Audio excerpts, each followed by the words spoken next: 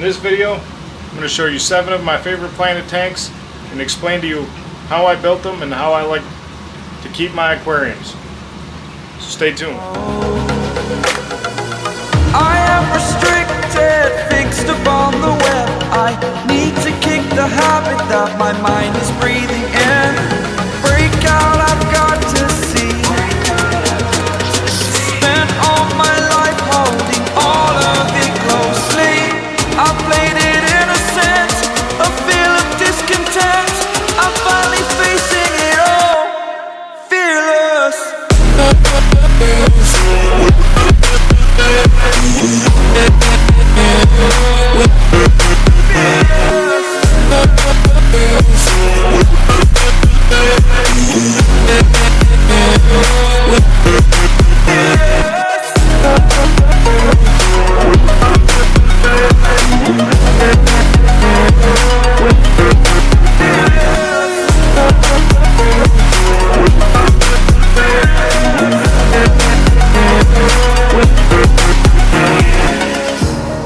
Burning the bridge that keeps us.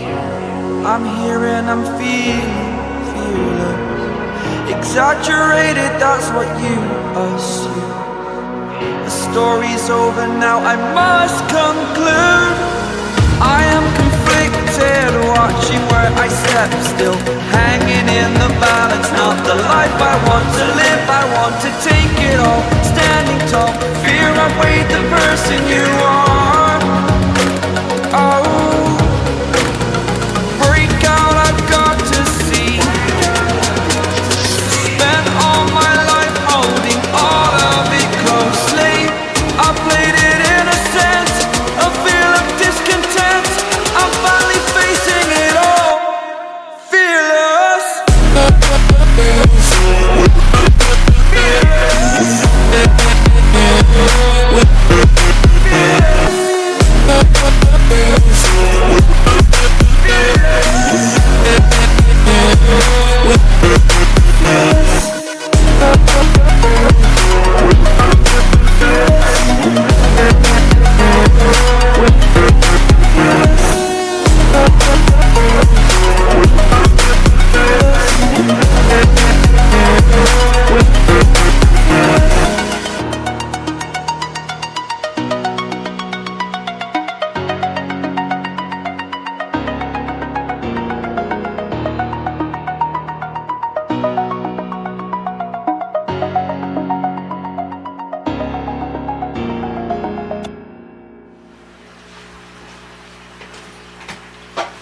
Hello everyone and welcome back to the Fishroom.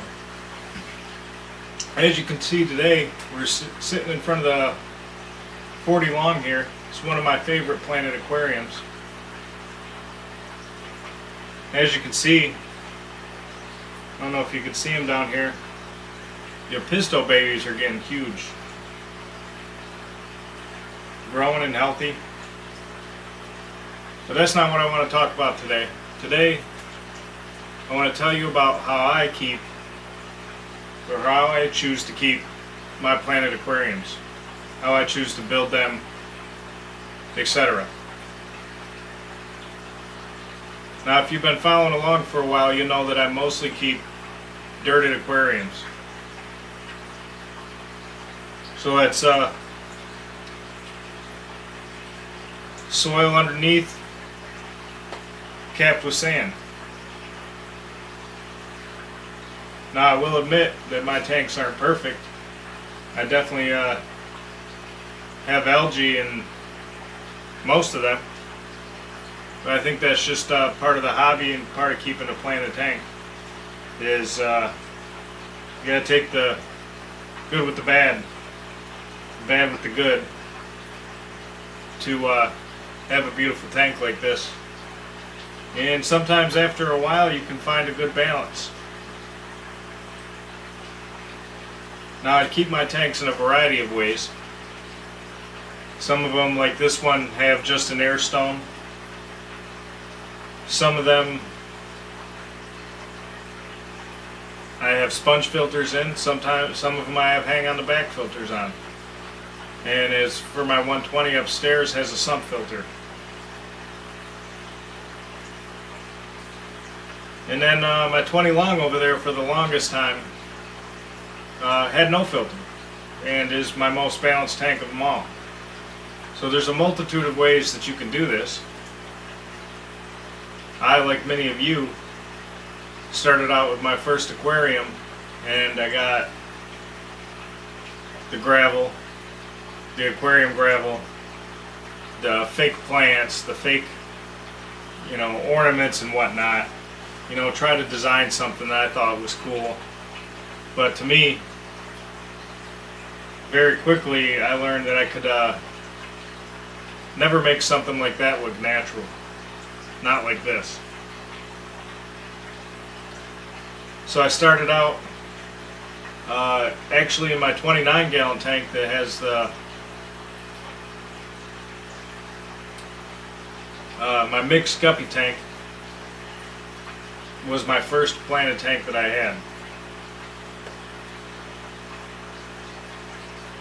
And in there I had what did I start out with? I had an Amazon sword and tried to grow some Java fern. But as I've mentioned before, Java fern's never done well for me, but that Amazon sword got to the point where it just took over the tank, and after that I was hooked. Now at that time I was just getting my tanks from, or my plants rather, from PetSmart, and variety there is very limited. So secondly, I moved on to my 20 long, which is still going to this day. Now this was probably 6 years ago, and that tank has been going for 6 years, where I bought the undulata red crip and I got the bacopa there. The Italian Val and the Jungle Val came shortly after that. And then when I redid my 120 is when I got the Super Red Rotala that is everywhere now, along with the Dwarf Sage, which is everywhere now.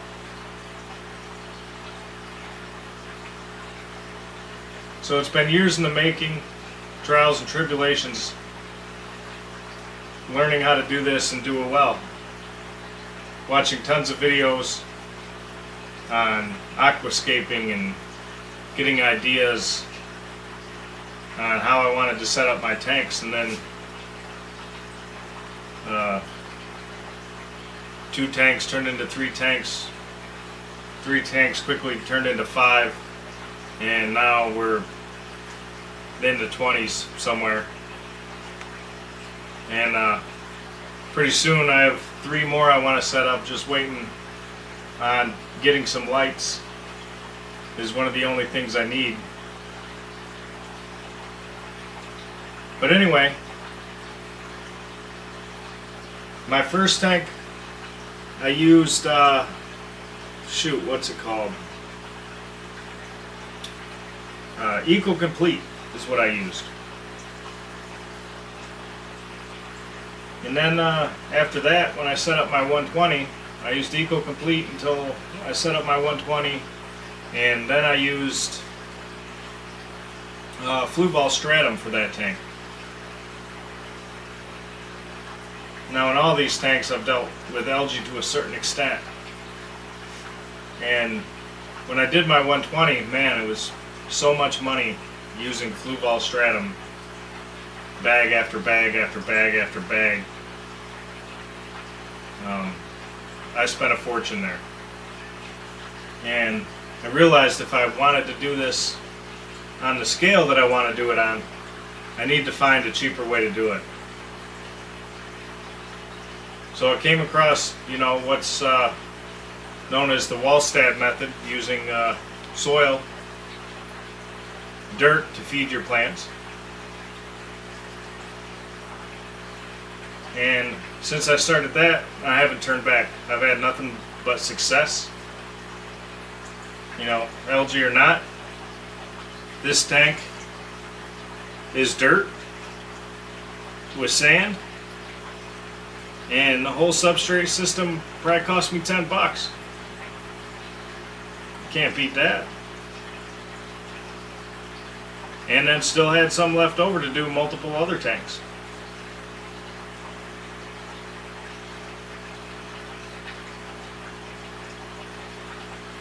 Now all these plants that I have, besides the green rotala in there, I already had. So once you start getting into multiple tanks and growing these plants, you know, you could just keep adding and adding, taking from other tanks and building another one. Well, anyway, let's move on to another tank.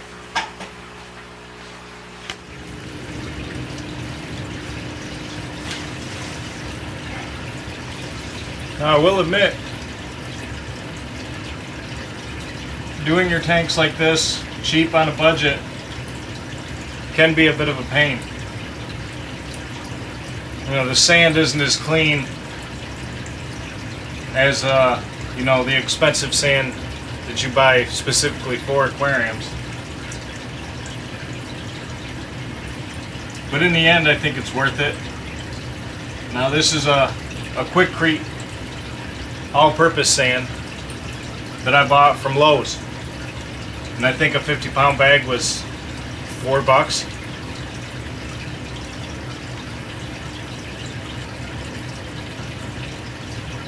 So you definitely can't beat that. It's got lots of little pebbles as well as sand, which makes it look very natural, I think. And I think the time it took to get the cloudiness to finally go away was very much worth it.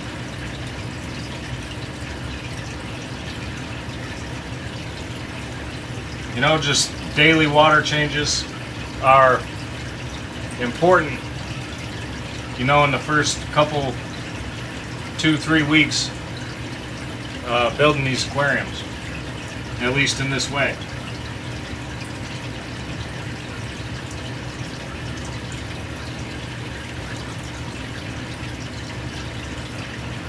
The way this thing's taken off, it's going to quickly become one of my favorite tanks.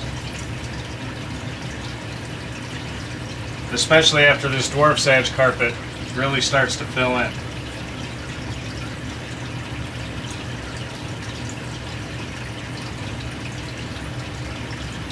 What's interesting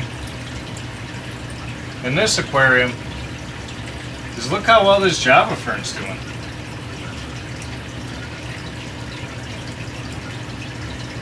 You can see the babies off of this plant, but if you look behind it, there's one in there with a bunch of new growth that's doing great.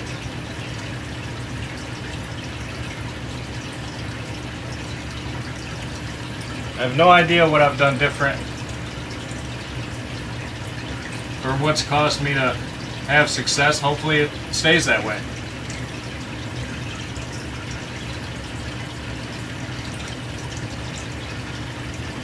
We are still battling some algae in here, but I think given enough time, it will balance out.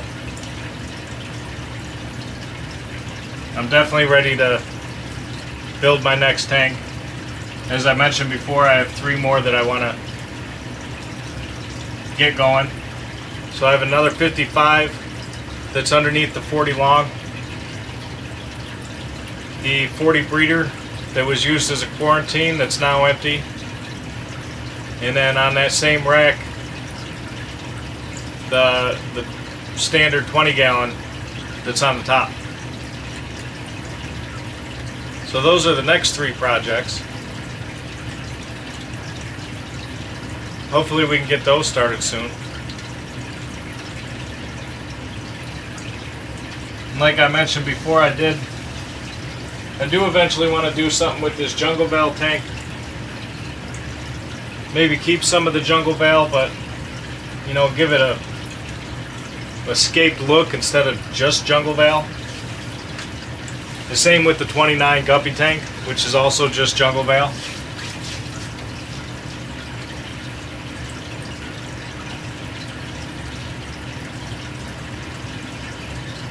These Kamaka rainbows look great, don't they?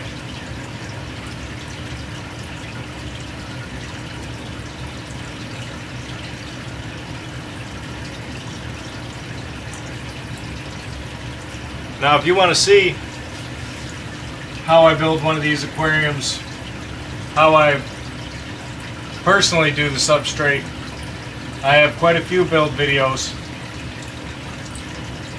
where you can see that firsthand. Just look for any of them that say full build video.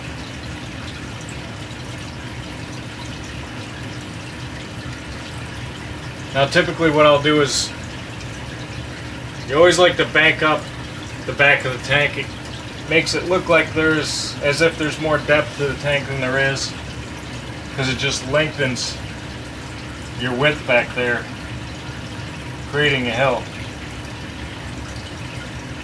And then with this one, not only do I have it banked up to the back, I also have it banked up in the center. So the center is higher than everything else.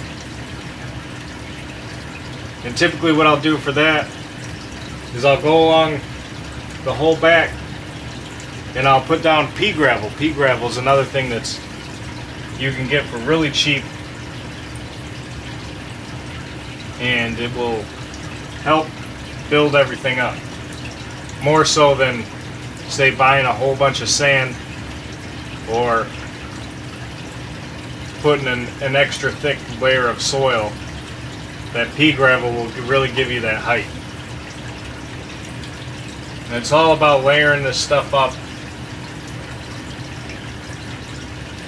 and giving the plants what they need to grow.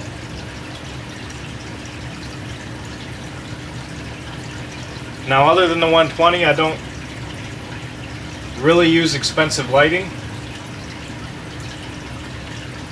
I did get a Flue Ball 3.0 fresh implanted for the 120, but with how expensive that light is, I couldn't afford to do it on all these. I think most of these together don't equal one of those. So for this tank, I have these two cheap floodlights. You can get two of them for 30 bucks. And it covers this tank nicely. As you can see, the results speak for themselves. The plants are loving it.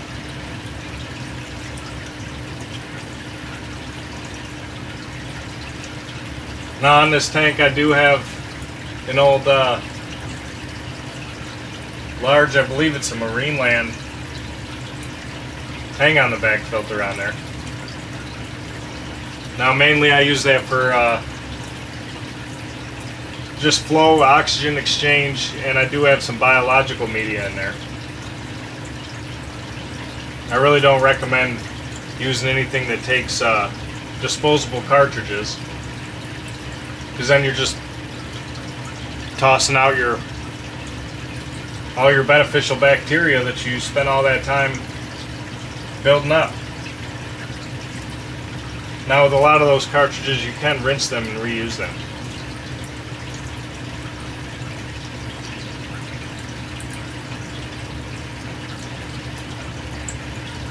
And I'm not saying my way is the only way that works, but it's what I like and how I like to do it.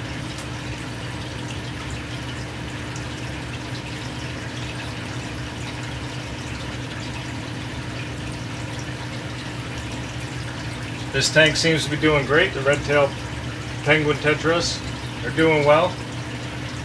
The black emperor tetras. I now have a few auto sinkless and a Siamese algae eater.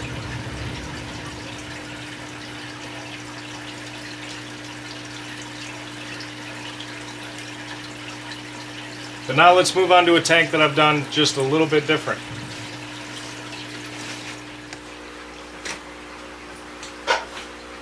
So this is another 55-gallon tank of mine. This is my Marisite Rainbow tank. And this one I've chose to do a little differently. As you can see, it's a bit darker. The carpet's not quite as full, even though this tank has been going quite a bit longer than the 75 we just looked at. But in this tank I wanted to grow some immersed plants. So we have a type of pothos up here, and a big philodendron growing out of here, and we got this nice log along the top. A lot of that ends up blocking light, but I like that this tank looks different than the rest. I kind of like them all to be their own thing and not all look the same. So in here you have the driftwood. Any of this you can order on Amazon. That's where I got it from. I used the black lava stone, and I built my substrate the same way as I do any other tank. And in a second I can show you from this side view, and you get a little bit of better understanding. But yeah, the pea gravel in the back, topsoil over it, and then cap it all with sand.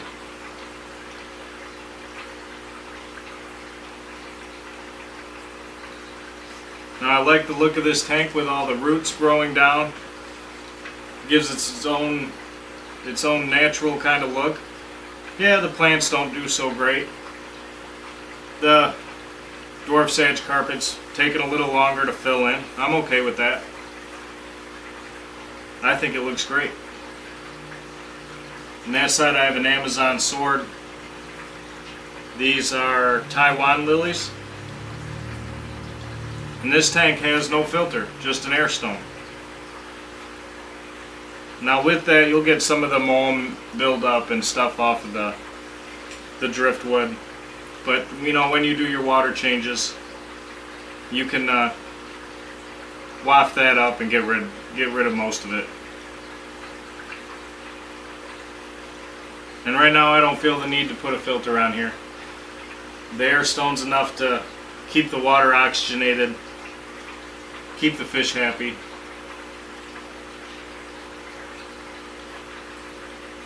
So we'll get a little more direct look at this, and then I'll show you the sides where you can see the substrate.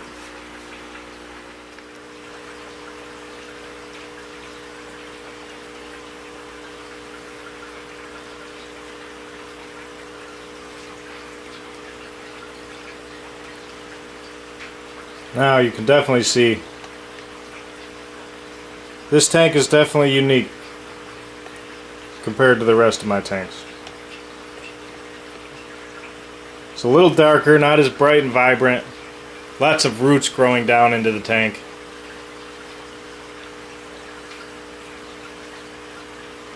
Got some of the crypts, the Amazon sword back there, a couple of Nubius.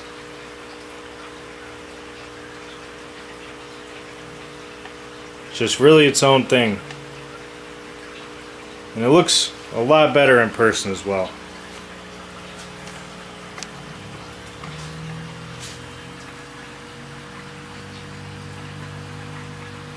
I realize this glare isn't helping anything.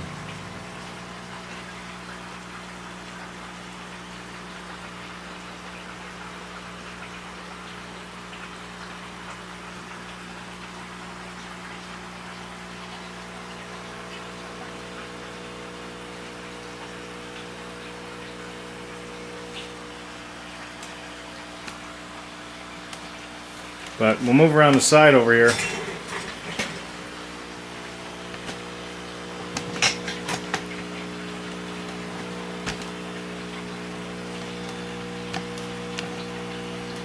And here you can see the kind of the substrate layer. We can block off a bit of that glare. There we go.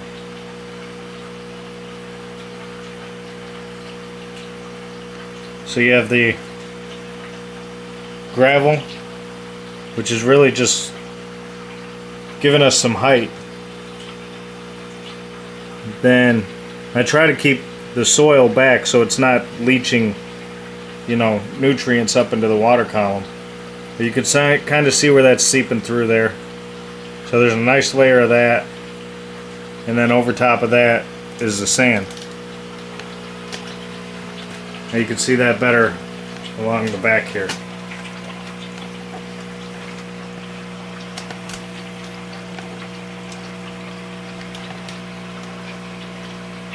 So again, nice gravel layer, then your soil layer, and then a nice cap of sand.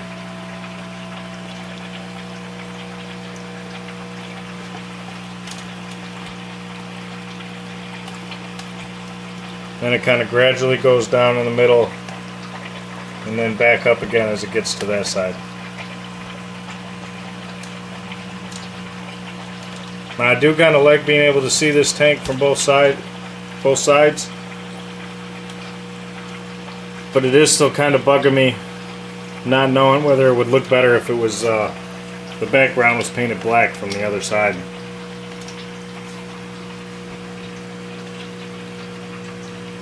But anyway, let's move on to another tank. Now here we are just to the right of the tank we were just looking at is the 40-gallon Iwagumi, or at least that's what I'm calling it.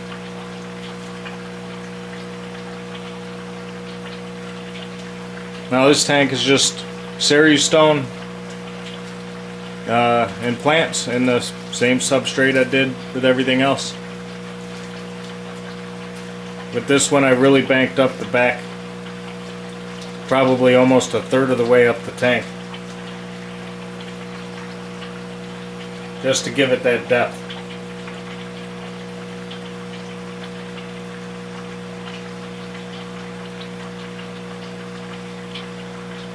It would not have this look if it was really flat. And you can see down here where the dwarf sage is, and then it goes up like up a hill. And if you didn't do that, the look would be drastically different.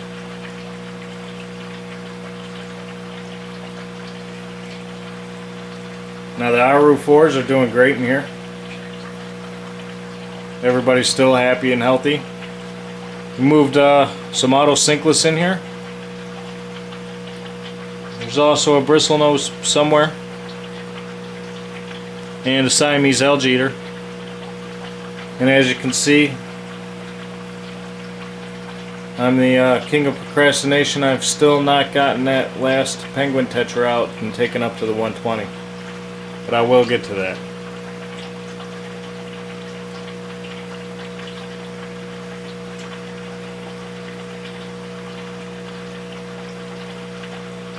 Now in this tank, this is the best carpet I've ever grown. The thickest, the fullest. Looks great, in my opinion. Other than on this side here, right in this area where the light is the most concentrated and the brightest, there is a bit of algae on there, but the auto sinkless are working on it, as well as the Siamese algae eater. And was thinking about, after I get that penguin tetra out of there, possibly getting some cherry shrimp in here, because I have hundreds if not thousands in my 150-gallon tote over here. So let me know in the comments whether you think I should do that, and maybe it'll motivate me to actually get it done.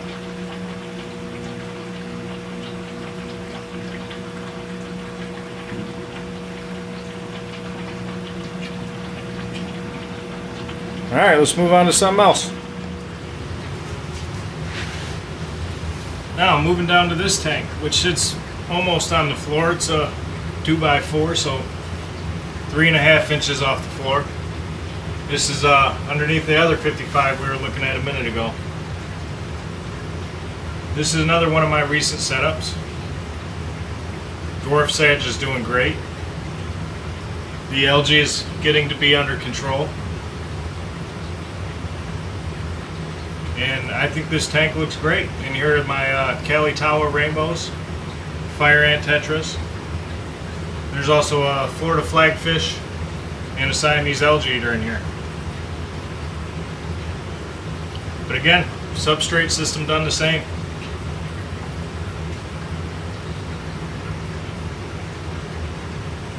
Now, I may not have mentioned before in this video at least, but I don't add any fertilizers, and I don't inject CO2. So, budget-friendly substrate, budget-friendly lights. This one also has the 2 floodlights, one on either end, which is maybe even almost too much. And I think that's why we're getting so much algae. But I do think it will balance out.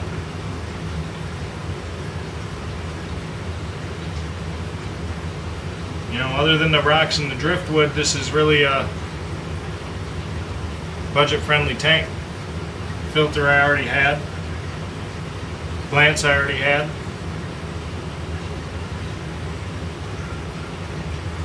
And you know, a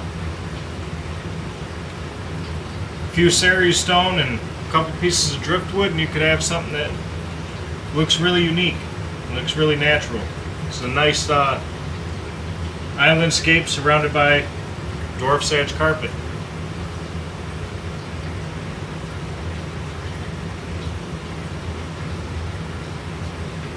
And Rotala Super Red that I have so much of, I don't know what to do with it all.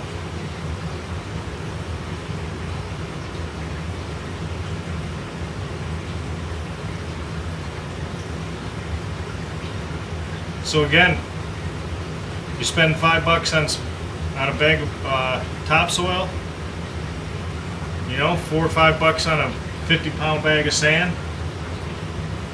You know, the only thing that really goes quick is the sand. The soil, I used the same soil to do, shoot, I don't know. What was it? Actually, I got 2 bags, and I did this tank, the tank above it, the 40-gallon Iwagumi, and the 75 we looked at.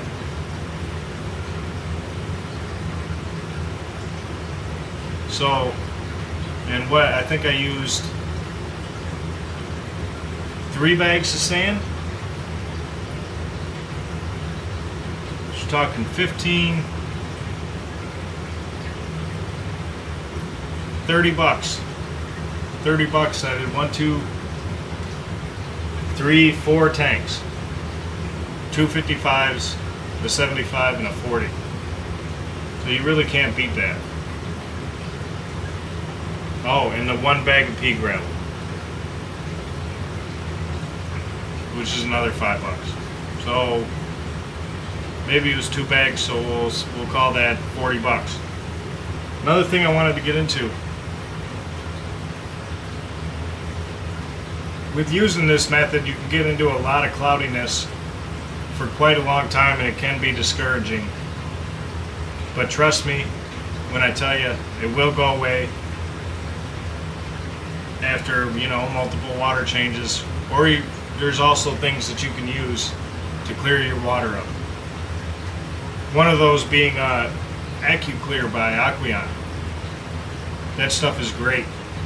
You put some fine filter floss into your, say, a hang on the back filter. Dump some of that in. It causes all of those little particles to bunch together, and that way they can be filtered out, and within hours your tank will be clear. So that is always an option, and that stuff works great. I've used it on multiple occasions, and yeah, just can't say enough good things about it. But anyway,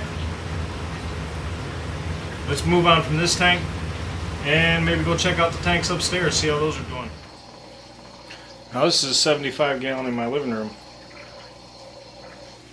Again, another dirted aquarium. You know, the driftwood and the Ceres stone was rather expensive. Most of the plants I already had. And as you can see, Java fern, not doing so well. But it is alive. So there's that. This tank's a little foggy at the moment, not super crystal clear. Not sure what the deal is with that. Maybe add some fine filter floss into the flue valve filter there, and that'll get it cleared back up pretty quick.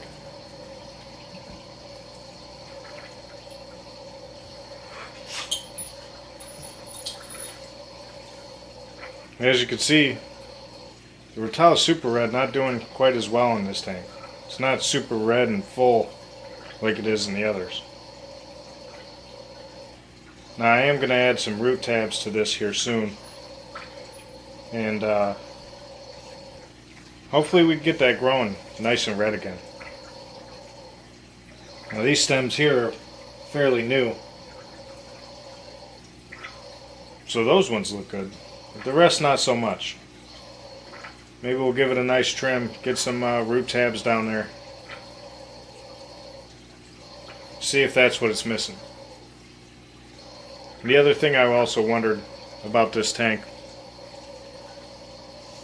is these lids. How much of the light are these lids blocking? Now I have them on there because my kid likes to throw stuff into my tanks. And since this one is in my living room, it's easy pickings for him to toss some stuff in there. So this deters him just a little bit at least. But we're going to try the root tabs. If not, maybe figure out something with the lighting, because I would like that to be nice and full right there.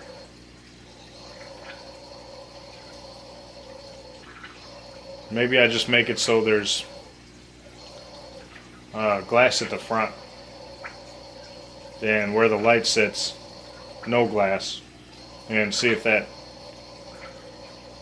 helps improve the plants. But one thing you can see, if you've been following along, all this driftwood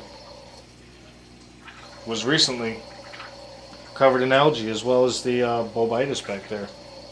And since we've added the Florida flagfish and the Siamese algae eaters, that is gone. Now I do have some moss, and I do want to put some moss on certain strategic places. Maybe to add some green in there, just kind of liven it up a bit. Because while I love this tank, it's definitely one of my favorite scapes, I feel like it's missing something. I feel like it could be better. So as usual, I'll say this and probably not get to it for a while, but I do eventually want to get to it.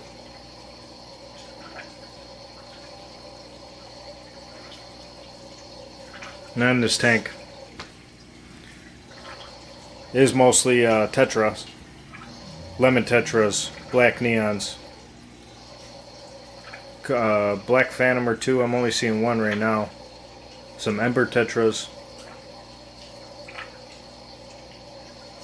I know there's at least one Perstilla tetra in there.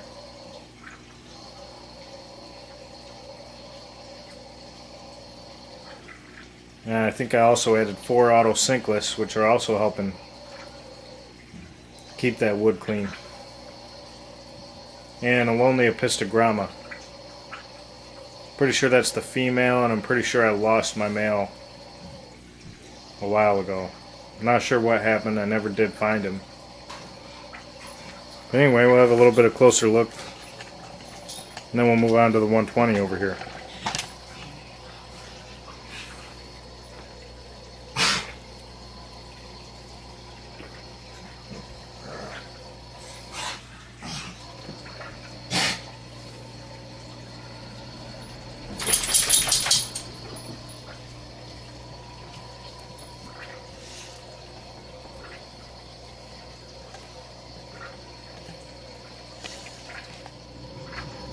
And here's the 120. As you can hear, I need to add water to the sump because it seems to have dried up. We will do that as soon as we're done here. But anyway, as you can see, the Rotala's starting to grow back towards the top. Will soon be looking like its old self again. Just the way I like it. For those of you who haven't been following along, we recently did a trim. There was a lot of algae building up, forming little algae islands on the top. And every once in a while, unfortunately, as much as I don't want to do it, it's got to be taken back to this so that it can look good once again once it grows in. And I really like the look of the Rotala all the way to the top of the water, kind of making different little channels throughout the tank.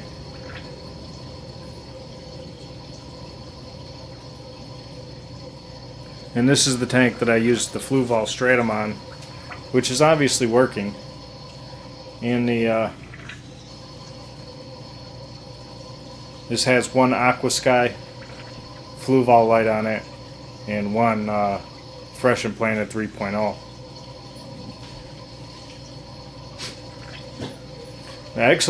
Excellent light, the Fluval Fresh and Planet 3.0, but I've had to turn it down quite a bit to keep the algae under control. It's too much. Unless you're running a high-tech system, you really don't need anything like that. Now, if I was blasting CO2 and fertilizers, and if I wanted to keep some of the harder to keep plants, this is, those are the things I would use. But none of these plants need any of that, and they don't really benefit from it, except for growing out of control too fast. The Rotala within a week would be at the top, and we'd be trimming it again. And low tech seems to be the way to go. It's what I like. If I had one tank, I would probably keep it perfect and maybe use all the high tech stuff, but I want multiple tanks. I want all of the tanks.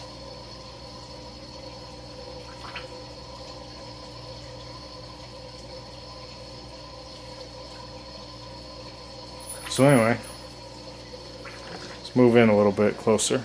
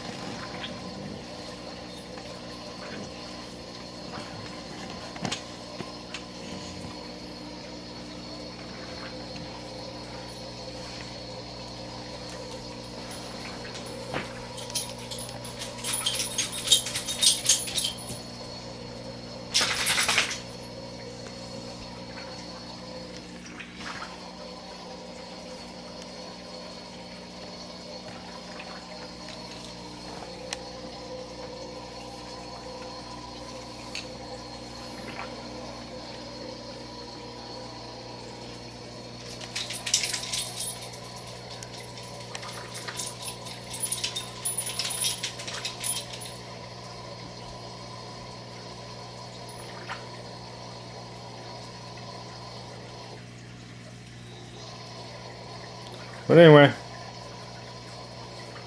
I'm going to get some water into this tank. We'll wrap up this video.